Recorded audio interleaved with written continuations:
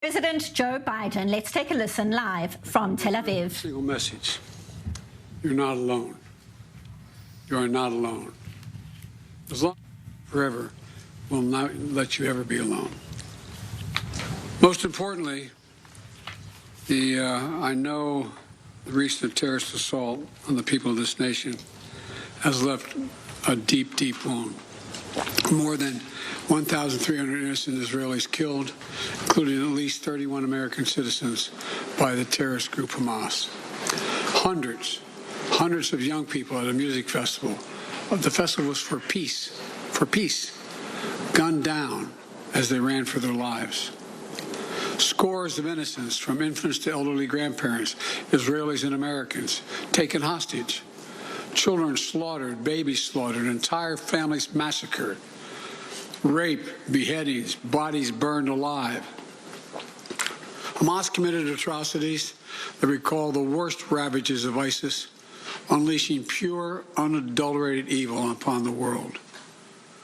There's no rationalizing it, no excusing it, period.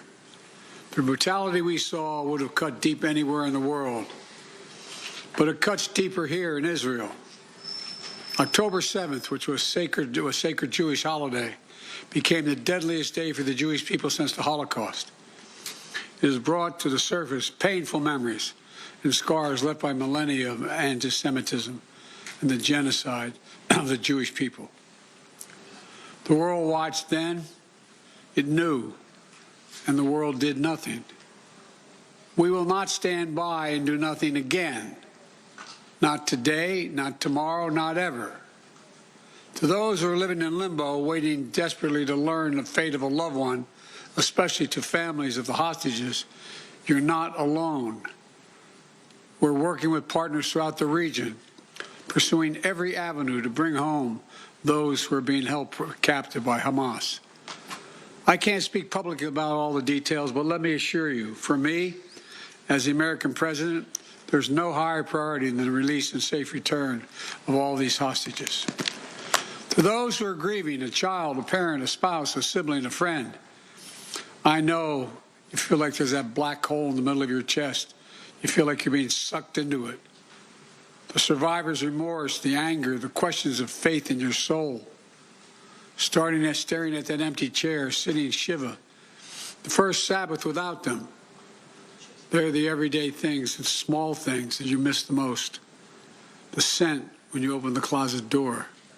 The morning coffee you shared together. The bend of his smile, the perfect pitch of her laugh. The giggle of your little boy, the baby. For those who have lost loved ones, this is what I know. They'll never be truly gone. There's something that's never fully lost. Your love for them and their love for you. And I promise you, you'll be walking along some days and say, what would she or he want me to do? You smile when you pass a place that reminds you of them. That's when you know. When a smile comes to your lips before a tear to your eye, that's when you know you're going to fully make it. That's what will give you the fortitude to find light in the darkest hours.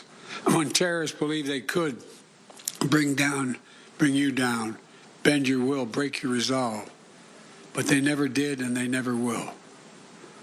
Instead, we saw incredible stories of heroism and courage, of Israelis taking care of one another, neighbors forming watch groups to protect their kibbutz, opening their homes to shelter survivors, retired soldiers running into danger once again, civilian medics flying across rescue missions, and off-duty medics at the music festival caring for the wounded before becoming a victim himself. Volunteers retrieving bodies of the dead so families could bury their loved ones in accordance with Jewish tradition. Reservists leaving behind their families, their honeymoons, their studies abroad without hesitation, and so much more. The state of Israel was born to be a safe place for the Jewish people of the world. That's why I was born. I've long said, if Israel didn't exist, we'd have to invent it. And while it may not feel that way today, Israel must again be a safe place for the Jewish people. And I promise you, we're going to do everything in our power to make sure that it will be. 75 years ago, just 11 minutes after its founding, President Harry S. Truman and the United States of America became the first nation to recognize Israel. We've stood by your side ever since. We're going to stand by your side now. My administration was in close touch with your leadership from the first moments of this attack. We're going to make sure we have what you need to protect your people, to defend your nation. For decades, we've ensured Israel's qualitative military edge. And later this week, I'm going to ask the United States Congress for an unprecedented support package for Israel's defense. We're going to keep Iron Dome fully supplied so it can continue standing sentinel over Israeli skies, saving Israeli lives. We've moved U.S. military assets to the region, including positioning the USS Ford Carrier Strike Group in the Eastern Mediterranean, with the USS Eisenhower on the way to defer further aggression against Israel and to prevent this conflict from spreading. The world will know that Israel is stronger than ever. And my message to any state or any other hostile actor thinking about attacking Israel remains the same as it was a week ago. Don't. Since this terrorist attack took place, we've seen it described as Israel's 9/11. But for a nation the size of Israel, it was like 15 9/11s. The scale may be different, but I'm sure those horrors have tapped into some kind of primal feeling in Israel, just like it did and felt in the United States. Shock, pain, rage, an all-consuming rage. I understand, and many Americans understand. You can't look at what has happened here to your mothers, your fathers, your grandparents, sons, daughters, children, even babies, and not scream out for justice. Justice must be done. But I caution this: while you feel that rage, don't be consumed by it. After 9/11, we were enraged in the United States. While we sought justice and got justice, we also made mistakes. I'm the first U.S. president to visit Israel in time of war. I've made wartime decisions. I know the choices are never clear or easy for the leadership. There's always cost, but it requires being deliberate. It requires asking very hard questions. It requires clarity about the objectives and an honest assessment about whether the path you're on will achieve those objectives. The vast majority of Palestinians are not Hamas. Hamas does not represent the Palestinian people. Hamas uses innocent families in Gaza as human shields, putting their command centers, their weapons, their communications tunnels in residential areas. Palestinian people are suffering greatly as well. We mourn the loss of innocent Palestinian lives like the entire world. I was outraged and saddened by the enormous loss of life yesterday in the hospital in Gaza. Based on the information we've seen to date, it appears the result of an errant rocket fired by a terrorist group in Gaza. The United States unequivocally stands for the protection of civilian life during conflict, and I truly grieve for the families who were killed or wounded by this tragedy. The people of Gaza need food, water, medicine, shelter. Today, I asked the Israeli cabinet, who I met with for some time this morning, to agree to the delivery of life-saving humanitarian assistance to civilians in Gaza, based on the understanding that there will be inspections and that the aid should go to civilians, not to Hamas. Israel agreed the humanitarian assistance can begin to move from Egypt to Gaza. But let me be clear: if Hamas diverts or steals the assistance, they will have demonstrated once again that they have no concern for the welfare of the Palestinian people. And it will end. As a practical matter, it will stop the international community from being able to provide this aid. We're working in close cooperation with the government of Egypt, the United Nations, and its agencies like the World Food Program and other partners in the region to get trucks moving across the border as soon as possible. Separately, I ask Israel that the global community demand that the International Red Cross be able to visit hostages. I just demanded that the United States fully supports. Today, I'm also announcing $100 million in new U.S. funding for humanitarian assistance in both Gaza and the West Bank. This money will support more than 1 million displaced and conflict-affected Palestinians, including emergency needs in Gaza. You are a Jewish state. You are a Jewish state, but you're also a democracy. And like the United States, you don't live by the rules of terrorists. You live by the rule of law. And when conflicts flare, you live by the law of wars. What sets us apart from the terrorists is we believe in the fundamental dignity of every human life. Israeli, Palestinian, Arab, Jew, Muslim, Christian, everyone.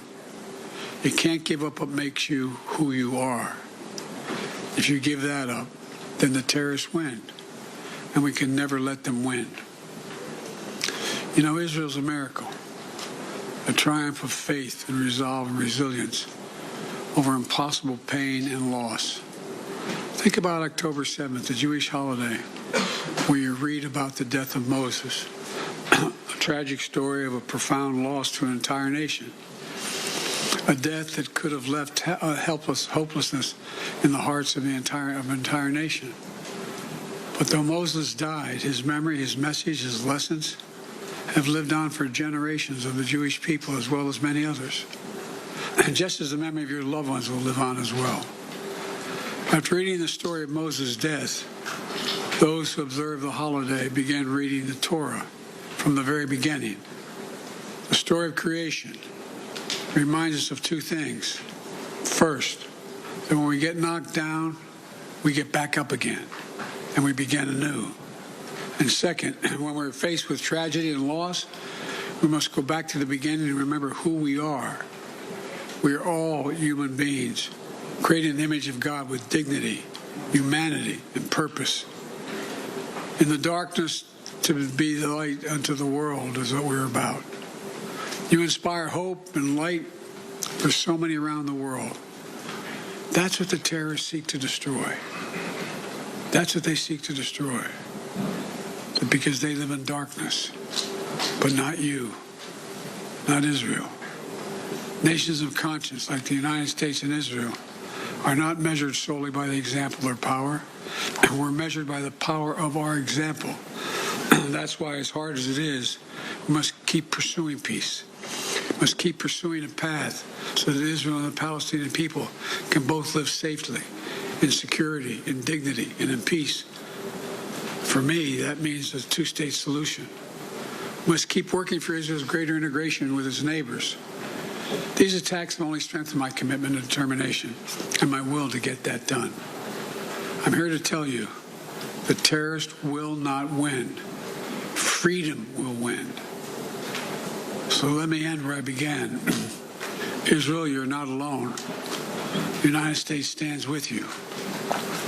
I've told the story before, and I'll tell it again, of my first meeting with an Israeli prime minister 50 years ago as a young senator. I was sitting across from Golda Meir at her desk in her office, and she had a guy who later became prime minister, sitting next to me, just before the 1973 Yom Kippur War. And she flipped the maps up and down, telling me how bad things were and how terrible they were. All of a sudden, she looked at me. She said, "Would you like a photograph?" I looked at her. She got up from her desk and walked out into that hallway. I think it's marble flooring. Walked out in the hallway. We walked out, and there were a bunch of photographers standing in front of us. We were standing shoulder to shoulder. Without her looking at me, she said to me, knowing I'd hear her, "Why do you look so worried, Senator Biden?" And I said, "Worried? Like, of course I'm worried." And she looked at me, and she didn't look. She said, "We don't worry, Senator. We Israelis have a secret weapon. We have nowhere else to go." Well, today, I say to all of Israel, the United States isn't going anywhere either. We're going to stand with you. We'll walk beside you in those dark days, and we'll walk beside you in the good days to come. and they will come. As you say in Hebrew, which I'm not going to attempt to do because I'm such a terrible linguist, I'll say it in English. The people of Israel live. The people of Israel live. Israel will be safe, secure, Jewish, and democratic state today, tomorrow, and forever. May God protect all those who work for peace. God save those who are still in harm's way. Thank you very much.